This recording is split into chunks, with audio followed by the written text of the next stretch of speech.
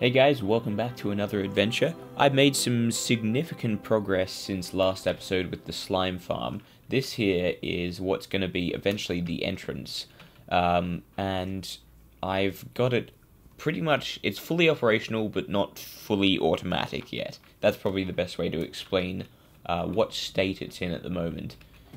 This here goes down to a sort of viewing platform in the middle of all of the layers, and this is where hopefully I'll be able to just AFK and have a chest next to me where all the slime balls will go into. It's very over the top for, you know, basically the number of slime balls which I need at the moment is going to be higher at the moment because I'm building a giant statue of a slime for the entrance.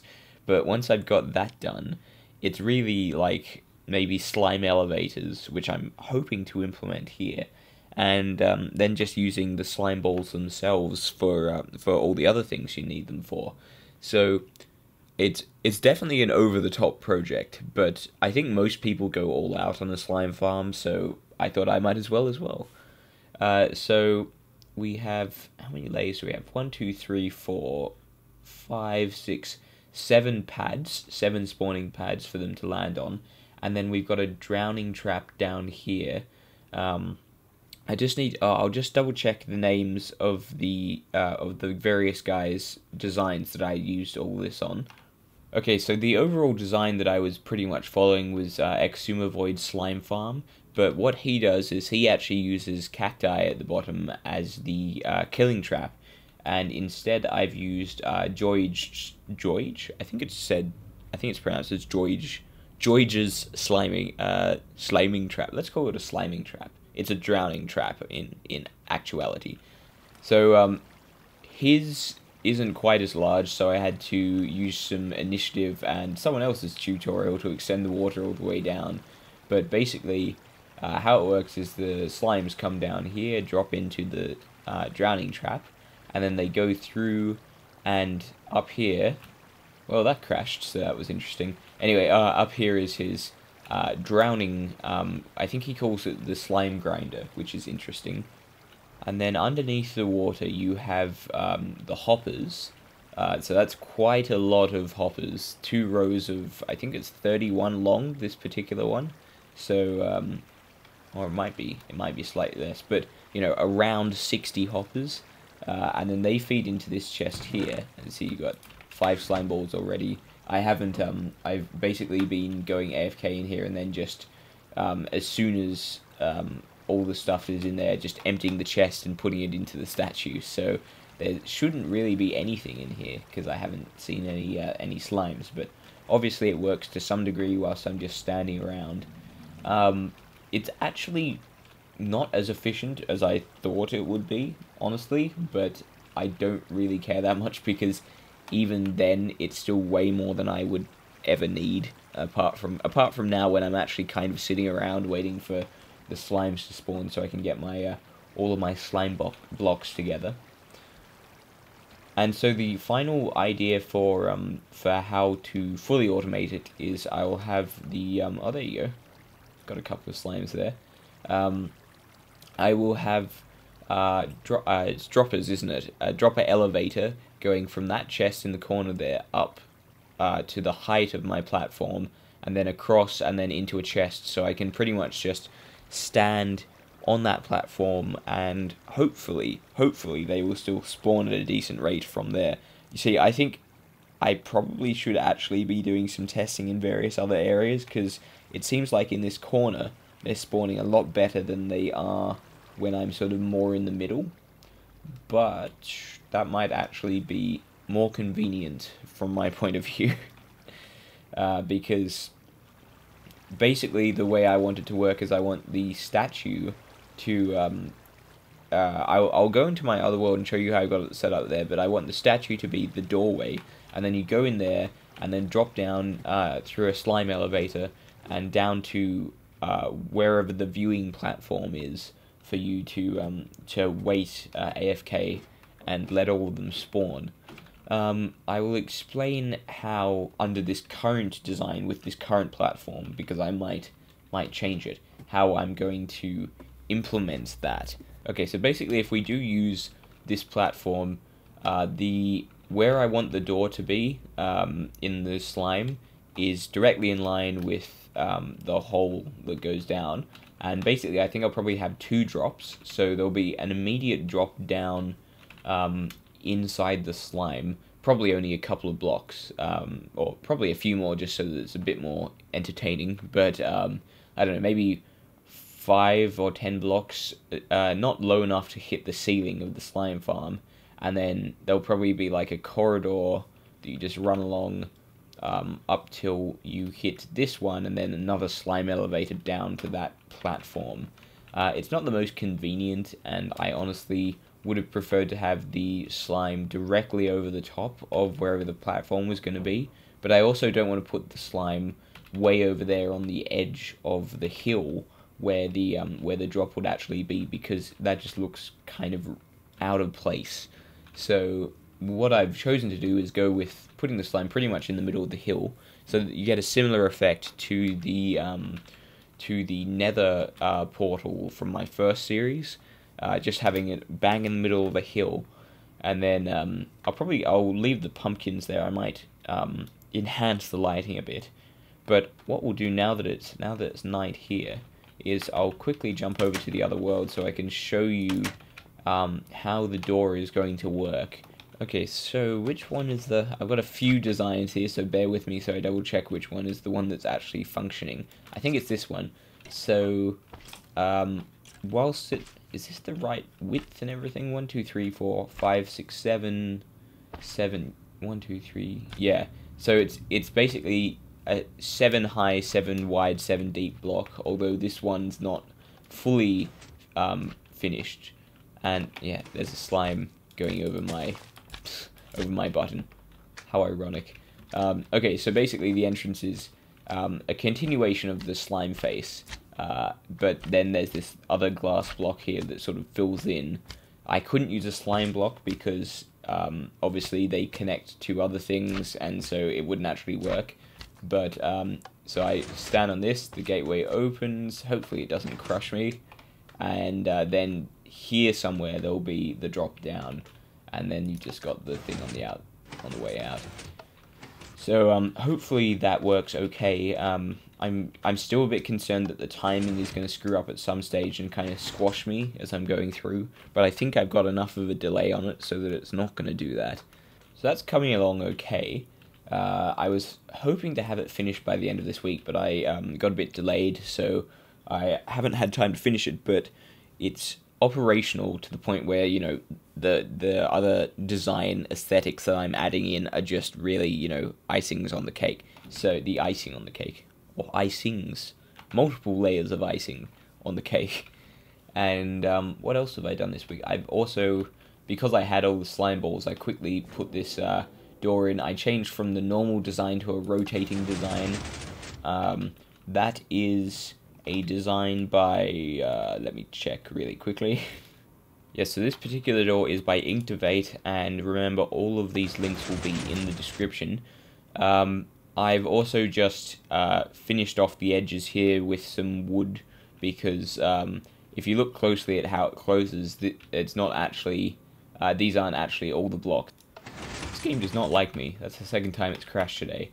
I did change some settings, so I have to look into whether that's kind of screwed it up, or it could just be because I'm recording, and this is on my new PC. So yeah, there's always teething problems, obviously.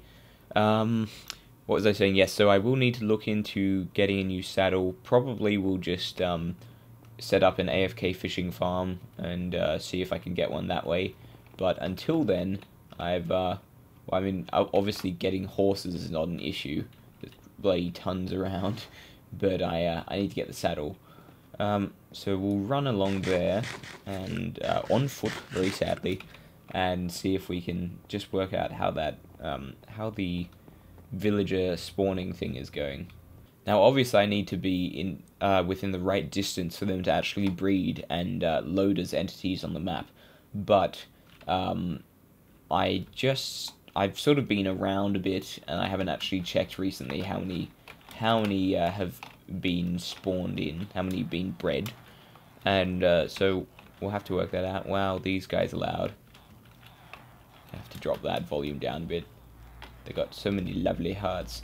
So we've got like a mass of them, but I have no idea how many that is. It looks like, oh, let me turn on that thing, which is just no use. See, that's saying there's like 38 of them there, which I don't believe. What's that saying? That's saying there's 40 there, which is roughly right.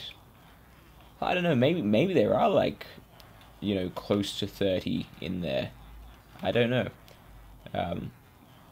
Yeah, possibly that is true. Oh, I don't want to fall down there, and I don't want to go into that thing. I need to work out a better design for this thing. Okay, so it's good that that's coming along well, because I would like to stock up the village market at some stage, and obviously I want to restock the village as well. I'm kind of holding off on doing the restocking of the village because I need to get the lighting right, and you know, being the ridiculous person I am, I want to have the automated lighting there again, because you don't need the lights on in the daytime, and we're very environmentally conscious in this world, in this Minecraft world, clearly, because we're just using coal for everything. The other thing that I need, obviously, to get the villagers back is a rail system. I'll probably just run one along here, but even then, that's just like I want to hold off on it for as long as I can, basically.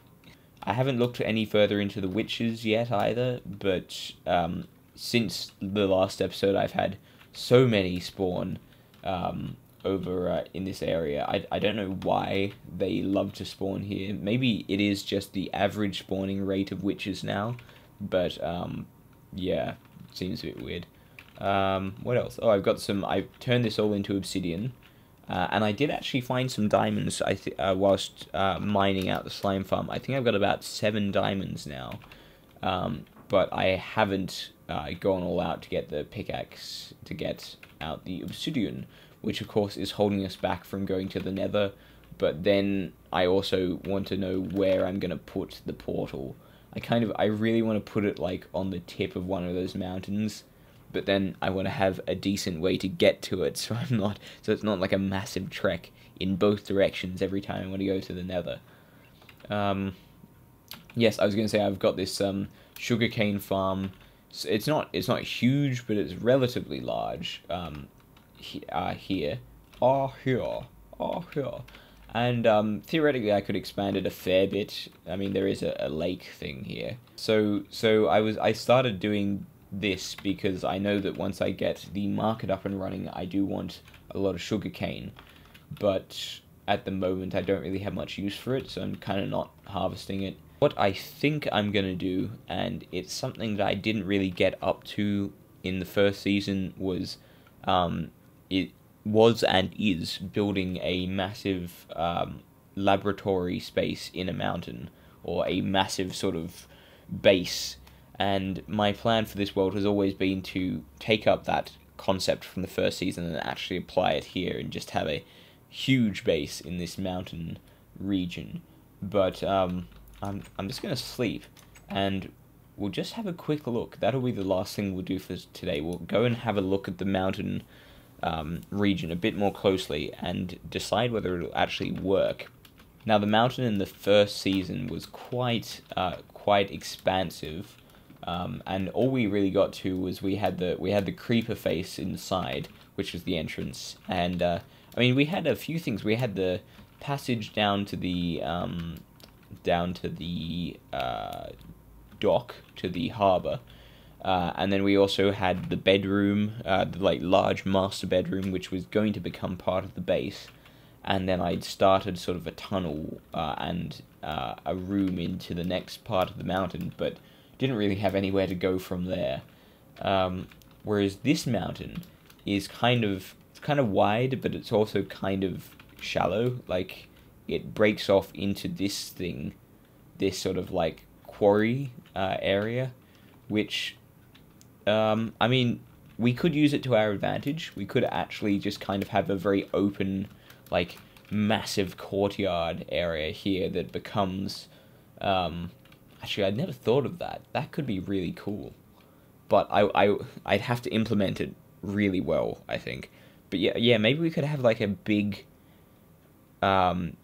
courtyard thing here. I don't know what you'd put in it. Ah, that would have been perfect for the village market. Damn, that's annoying. But then at the same time, I really like how the village market is going to be here. So, oh, there's so much to think about with this sort of phase of development. And then yeah, then there's got to be somewhere else to put the Nether portal, which, I mean, this is above the clouds, but does this actually extend? Yeah, see, this floating island here doesn't actually have anything underneath it, so getting up to that would be a pain. But we could theoretically use like a slime elevator or something similar on that mountain and have the Nether portal up the top of there. I think that would be my most likely design at the moment. Okay, guys, so, I mean, we didn't actually get anything done today. I was just explaining everything that's been going on, but I think that's just as productive, because it helps me kind of think about where I'm actually going with everything. Had a few crashes, but I'll work those out. And hopefully by next episode I'll have the aesthetic side of the slime farm up and running and fully automated. But yeah, I do want to double check that that is the best place to put the spawning AFK platform thing. I think that's about it for today, guys. Until next week, I'm out.